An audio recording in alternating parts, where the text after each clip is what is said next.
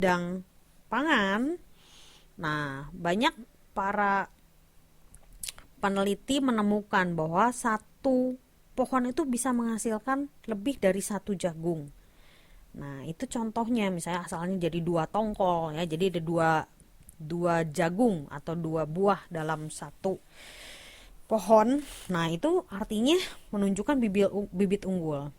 Jadi tanahnya tetap, tapi hasilnya bisa lebih. Gitu. Nah, itu namanya intensifikasi. Kalau tadi pertama ekstensifikasi artinya memperluas. Kalau intensifikasi ini dipilih bibit unggul atau meningkatkan produktivitas. Nah, yang ketiga adalah diversifikasi.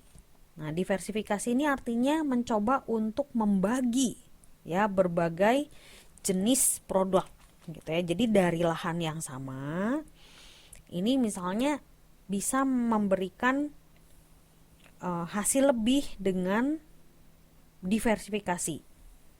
Jadi asalnya cuma padi saja, nah ditambah misalnya dengan yang lain. Atau di sini ada gula. Nah, dari gula ini ampas tebunya bisa dihasilkan nggak untuk menghasilkan yang lain gitu. Contoh misalnya tadi padi. Nah, kan ada juga sisa padi ya, atau misalnya yang udah diambil berasnya gitu, kan masih ada sisanya. Nah, bagaimana dari hasil sisa ini dibuat atau diproduksi yang lain? Itu ya, jadi misalnya dibikin merang gitu ya. Terus yang lainnya. Nah, itu yang dimaksud dengan diversifikasi.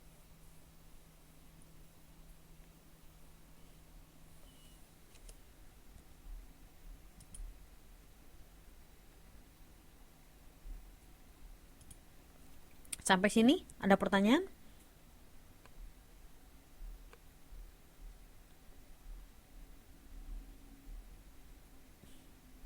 Oke, sebelum, yuk kita lanjut ya.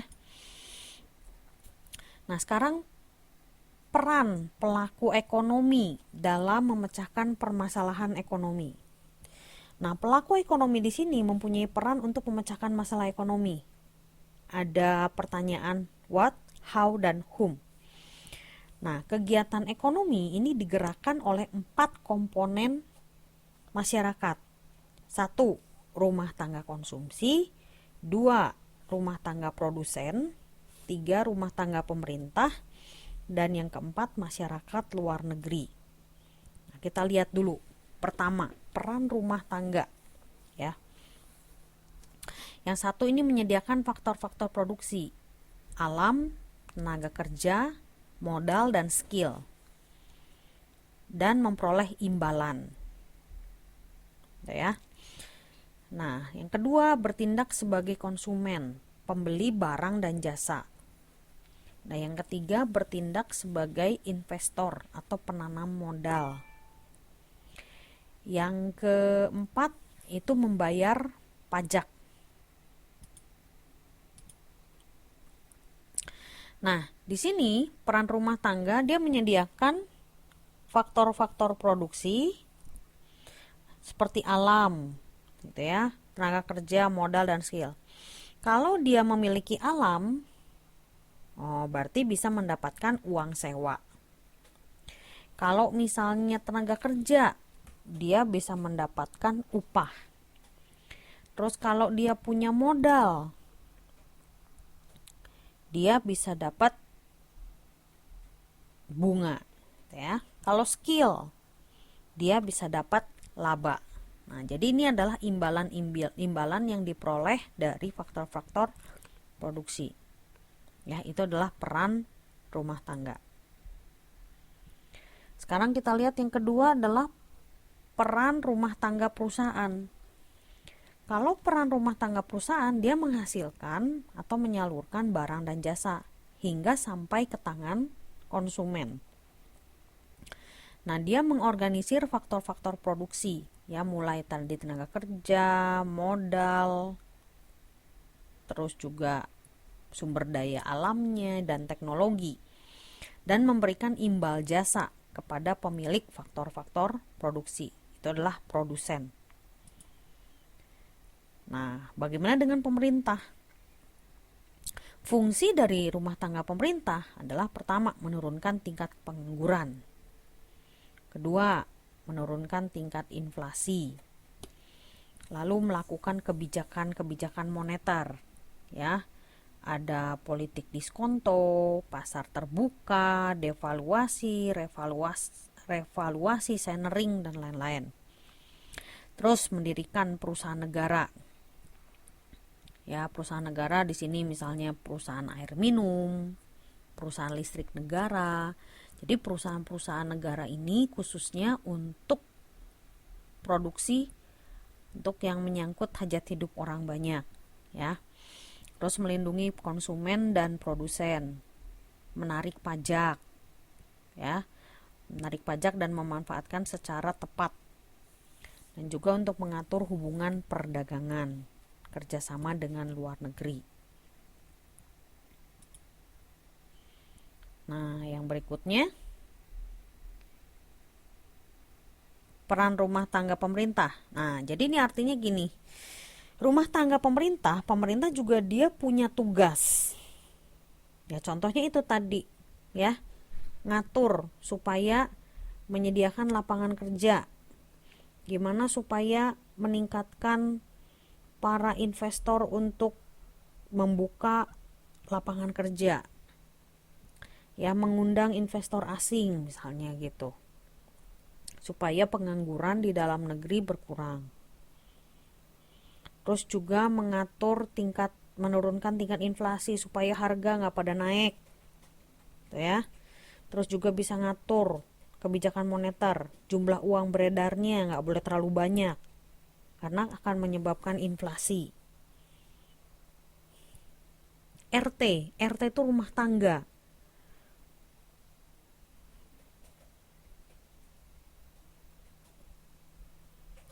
Ya, RT itu rumah tangga pemerintah. Jadi pemerintah pun harus ada yang ngatur.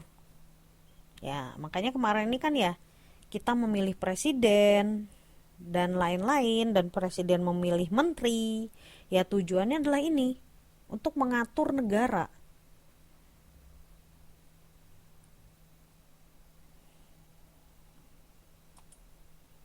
RTP ini produsen, rumah tangga produsen.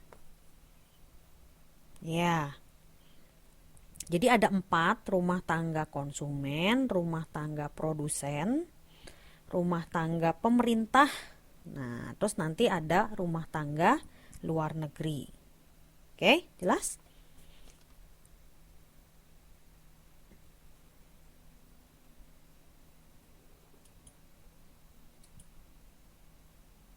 Ya, terus sekarang yang keempat ya. Jadi ada tadi, saya ulang, ada 4.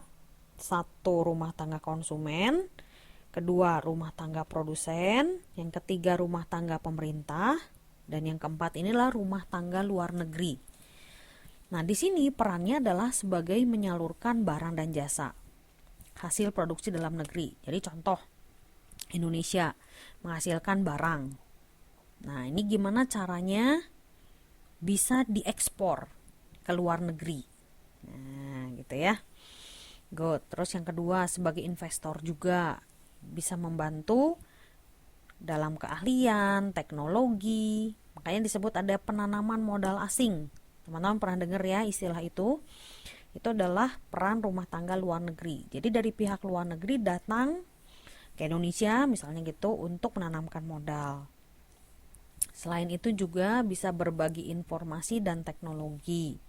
Jadi ada beberapa barang teknologi yang digunakan di Indonesia berasal dari misalnya Jepang, Amerika, Korea gitu ya.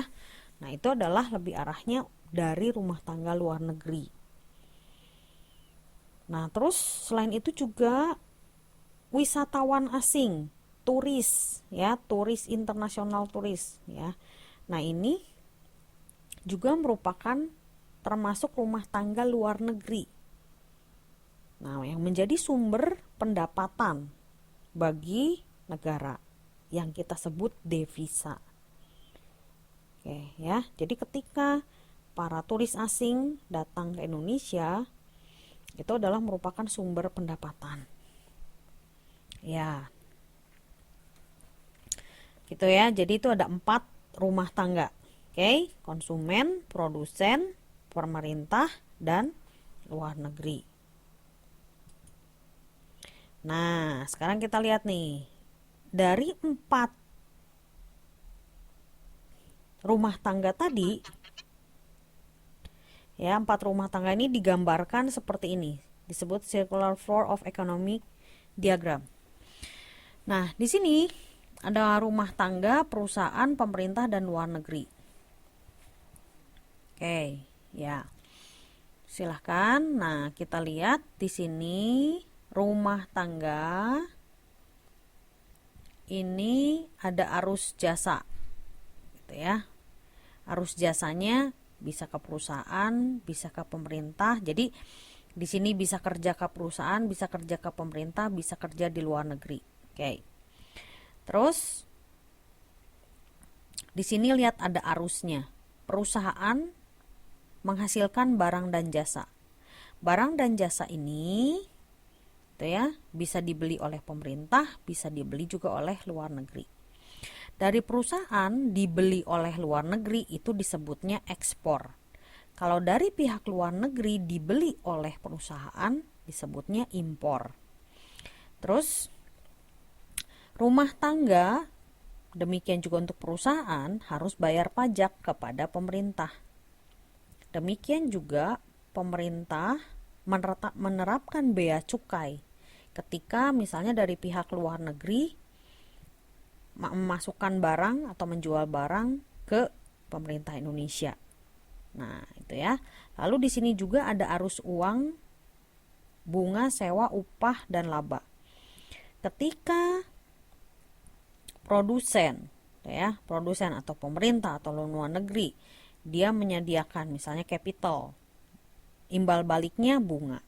Menyediakan lahan, imbal baliknya sewa. Ketika menyediakan tenaga kerja, imbal baliknya upah. Nah, ketika memiliki dana investasi, ya, dia akan mendapatkan profit.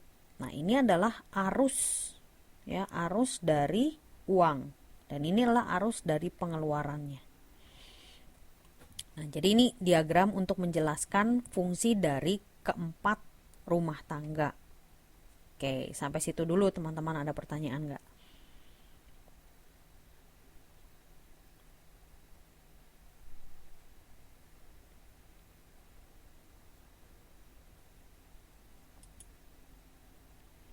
Oke, ada pertanyaan? Silahkan boleh tanya.